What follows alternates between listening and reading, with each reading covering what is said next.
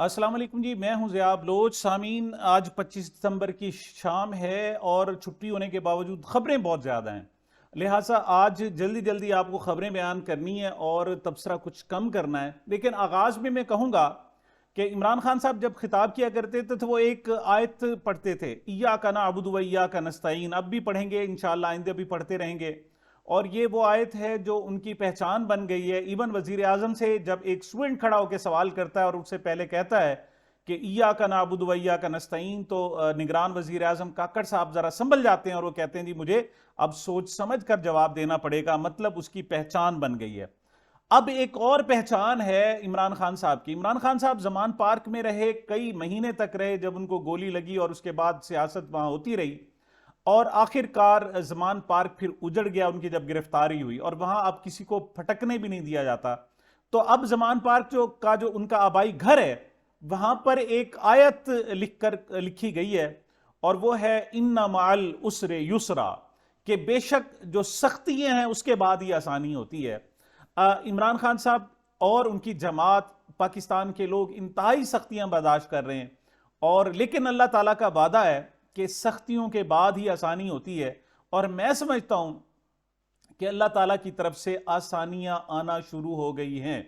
वो आसानियां, आज का जो मेरा वीलॉग है उसमें आसानियां ही आसानियां हैं। ऐसे लगता है कि अल्लाह ताला ने अब रिवर्स गियर जो है ना, अल्लाह ताला की तरफ से लग चुका है और इमरान खान साहब अब कंफर्ट जोन में आते जा रहे हैं। सबसे पहले तो अर्ज करूं कि इमरान खान साहब के मामू जावेद जमान खान साहब का इंतकाल हुआ था गुज़श्ता रोज 25 दिसंबर को 12 बजे उनका नमाज जनाजा उनकी अदा की गई। तवक्को की जा रही थी कि शायद जो ताकतवर लोग हैं वो होश के नाखून लेंगे और इमरान खान साहब को उनके मामू की नमाज जनाजा में शिरकत की या पेरोल पर रिहाई की जनाब इजाजत दे दी जाएगी। लेकिन ऐसा नहीं हुआ और इससे इमरान खान साहब को कोई फर्क नहीं पड़ा। फर्क पड़ा है तो फिर इन्हीं ताकतवर लोगों को। याद रखिएगा, ये लोग कल शर्मिंदा होंगे, बहुत शर्मिंदा होंगे।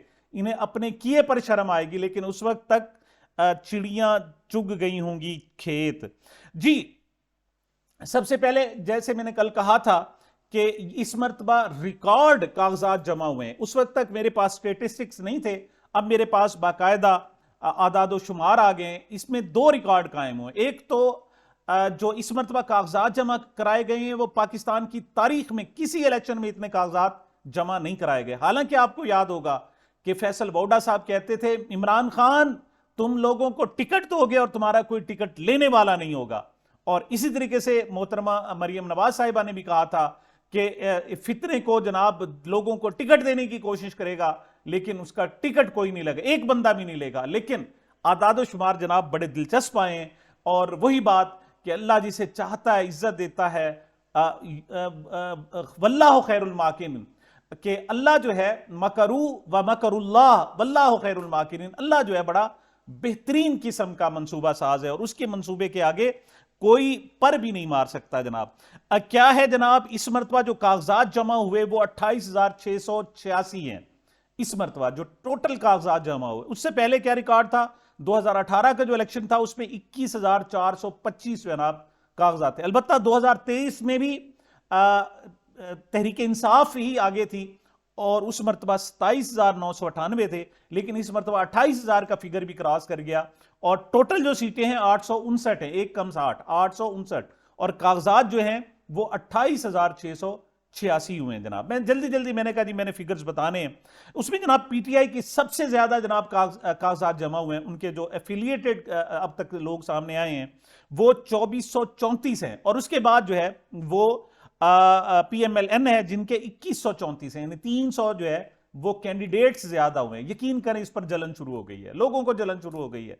मुबशर लुकमान ने तो बकायदा एक प्रोग्राम खड़का दिया, उन्होंने कह दिया इनका वतीरा यही है कि जनाब ये शोर मचाते रहते हैं और अंदर अंदर से जनाब काम कर देते हैं। पहला मरला पीटीआई के नाम है, खान साहब के नाम है। यह अलग बात है कि अब इन 2434 लोगों में से बहुत सारे एफिलिएशन शो नहीं करेंगे, लेकिन ये हम न्यूज की जनाब एक इन्वेस्टिगेशन टीम की जनाब काविश है और उन्होंने जनाब जो अब तक ये लगाए हैं उनके आदाद शुमार यही बताते हैं। पीएमएलएन के 2134, पीपल्स पार्टी के 1651 है और उसके बाद पीएलपी 1478, यानी चौथे नंबर पर इस वक्त जो पार्टी के कागजात जमा कराने में वो टीएलपी है जनाब।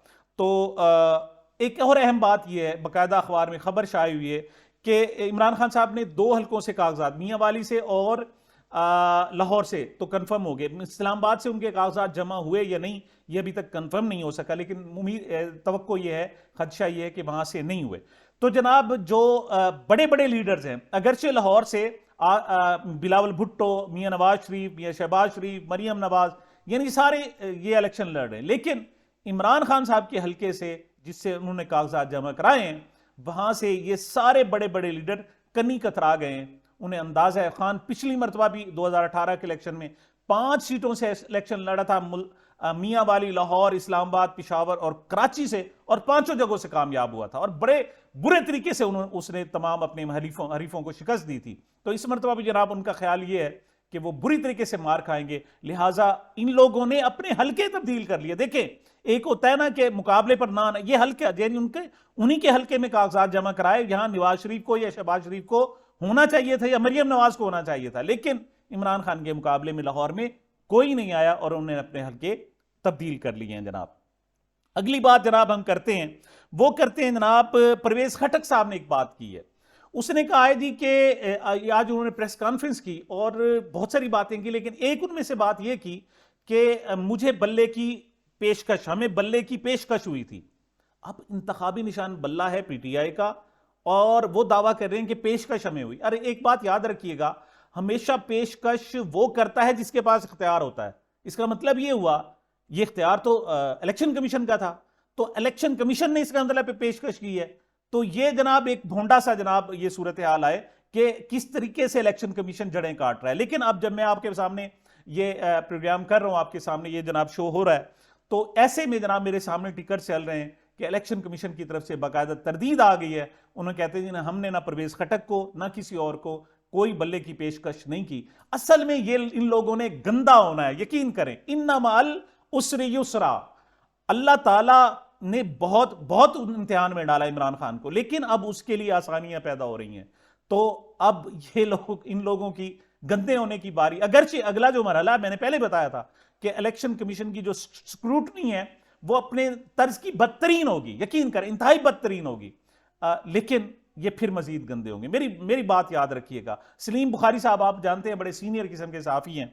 उन्होंने जनाब एक प्रोग्राम में, मुनीब फारूक के साथ उनका एक प्रोग्राम था, उसमें कहा था जी ये क्या इन्होंने तरीका इख्तियार किया कि लोगों के कागजात छीन लिए। इन्हें कागजात नहीं छीनने चाहिए थे।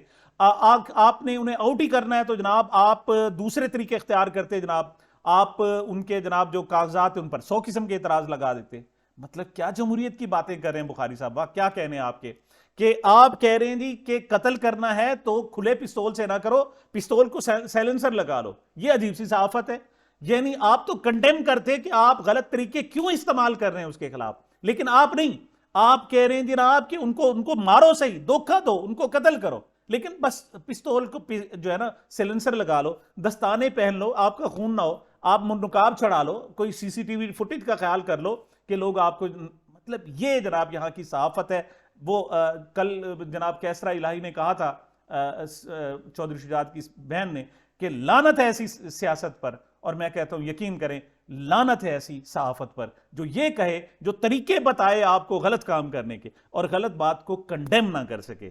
हालांकि उन्हें तो कहना चाहिए था कि क्यों गलत काम करते हो, क्या ये जमहूरियत है कि आप उनके जनाब 50 किस्म के एतराज लगा दो, ये कह रहे, और बिला वजह लगा दो, कहते हैं ये एतराज लगा दो, कागजात ना छीनो। मतलब ये इनकी सूरत हाल है। लेकिन इन्ना माल उसरे युसरा, कि अल्लाह ताला ने जनाब हर तंगी के बाद आसानी पैदा की है, और तुम खुद नंगे हो रहे हो। तुमने पुलिस को इस्तेमाल किया, इंटरनेशनली पुलिस की बदनामी हुई, आपकी बदनामी हुई, दूसरे लोगों की बदनामी हुई, और अब आप फिर आ रहे हो, अब आप उन लोगों के बिला वजह कागजात रिजेक्ट करोगे। आपने रिसीव करते हुए, जो रिटर्निंग अफसर थे उन्होंने रिसीव करते हुए पहले उनकी फोटो बना के हुक्काम बाला को कहीं ऊपर भेजी कि जनाब ये कागजात वसूल कर लें या ना करें, और फिर हुक्म आया तो वसूल किए गए, वरना वसूल नहीं किए गए। और अब किस किस्म का और कोई नहीं मिलता तो बिजली चोरी का मुकदमा कर रहे हैं जनाब। क्या है, इन्होंने 10,000 रुपए का बिल नहीं अदा किया और बिजली चोरी की, इस किस्म के मुकदमा। लोधरा में 4 बंदे, शफीक आराई, वजाहत कैप्टन रिटायर्ड इज्जत जावेद और मियां इकबाल शाह, उनके बेटे अमर इकबाल शाह, मतलब इन लोगों के खिलाफ मुकदमा दर्ज किए जा रहे हैं। जमशेद दस्ती को मुजफ्फरगढ़ में जनाब तंग किया जा रहा है, उधर से जनाब मेलसी में अजहर अहमद खान यूसुफ जई है जनाब, वो डट के खड़ा है, उसके घर रोजाना पुलिस जनाब अब भी पहुंची होती, कागजात वो हाई कोर्ट के हुक्म के बाद वो जमा करा चुका है, लेकिन अब हर रोज जनाब उनको पुलिस, मतलब इस किस्म के हरबे करने से आप क्या कर रहे हैं? आप यकीन करो इमरान खान की आप इलेक्शन मुहिम चला रहे हो और कुछ भी नहीं कर रहे। अच्छा, बहुत सारे लोग हैं जनाब जो इस मरतबा इलेक्शन से आउट हो गए, मैं जल्दी जल्दी उनके नाम दे देता हूं। फैसल बाउडा साहब जनाब, आप आगे आगे देखिए अल्लाह ताला आपको किस तरीके से जनाब आपके इंजाम तक पहुंचाता है। चौधरी शुजात साहब बूढ़े हो गए, उठ नहीं सकते, बात नहीं कर सकते। शाहिद खाकान अब्बासी, बड़ा असूलों पर नून लीग के रहनुमा, असूलों पर उन्होंने स्टांस लिया है। मिफ्ता इस्माइल कराची से जनाब, वो भी नून लीग के। नैयर बुखारी पीपल्स पार्टी के सीनियर रहनुमा है, साबिक चेयरमैन सेनेट है जनाब, वो भी नहीं। असद उमर सियासत से अलहदगी का ऐलान कर दिया था, नहीं आ रहे। अली नवाज आबान, उन्होंने भी गिरफ्तारी के वक्त जनाब सियासत में ना आने का ऐलान किया था, इलेक्शन नहीं लड़े। अली जैदी साहब कराची से, वो तो उम्मीदवार थे जनाब, वो तो कहते थे, लेकिन नहीं आ रहे, जुर्रत नहीं हो रही। खुसरो बख्तियार रहीम यार खान से जनाब, बड़ा ग्रुप है, लेकिन इतने इस हद तक गंदे हो चुके हैं कि अब इलेक्शन लड़ने की जुर्रत नहीं हो रही। सदाकत अब्बासी, जिन्होंने इंटरव्यू किया, वो भी इलेक्शन उन्होंने कागजात जमा नहीं कराए। इमरान इस्माइल कराची से, साबिक गवर्नर, अल्लाह जिसे चाहे इज्जत दे और जिसे चाहे जिल्लत दे। फरोख हबीब जनाब फैसलाबाद से, आपको पता है, वो भी नहीं आ रहे। आसफा भुट्टो साहिबा के बारे में बड़ा ख्याल था कि इस मरतबा उनको लॉन्च कर दिया जाएगा, उनकी सियासत का आगाज होगा उनकी, लेकिन ऐसा नहीं हुआ। उन्होंने भी अभी तक कागजात जमा नहीं कराए, लेकिन ख्याल ये है कि चूंकि 3 हलकों से इलेक्शन लड़ रहे हैं बिलावल भुट्टो साहब, वो 2 से में से जीते तो एक जो खाली करेंगे उसमें से आसफा भुट्टो साहिबा को भी आगे लाया जाएगा। चौधरी सरबरत साहब के बारे में भी ये साबिक गवर्नर के, उन्होंने भी कागजात जमा नहीं कराए। और आफ्ताब सिद्दीकी के हवाले से अभी तक जो नाम आ चुके हैं कि इन लोगों ने अभी तक कागजात जमा नहीं करवाए और ये जनाब अखाड़े में नहीं उतरेंगे। लेकिन मैंने जैसे पहले कहा कि पहला मरहला पीटीआई का था, पीटीआई उसमें कामयाब है, और अगला मरहला बहुत सख्त किस्म का आ रहा है, और किस तरीके से इस चीज को करेंगे। लेकिन एक बात है कि इसके बाद झाके खत्म हो गए, 9 मई की ब्लैकमेलिंग खत्म हो गई, अब सारे चीज 9 मई 9 मई 9 मई। और भाई कितना उसको इस बकरी का दूध दोगे तुम, कितना, किस हद तक? खुदा के लिए आप डॉक्टर के निश्तर और डाकू के खंजर में फर्क समझे, सब लोगों को अपना दुश्मन ना बनाए। और ये लोग मुहिब्बे वतन है, पूरा पाकिस्तान जनाब मुहिब्बे वतन है। 9 मई को एहतजाज करोड़ों लोगों ने किया था, उनको आप ज़ीबा नहीं कर सकते, आप ऐसा नहीं कर सकते। बहरहाल आगे देखते हैं, लेकिन मुझे नजर आ रहा है अल्लाह ताला बड़ा कारसाज है।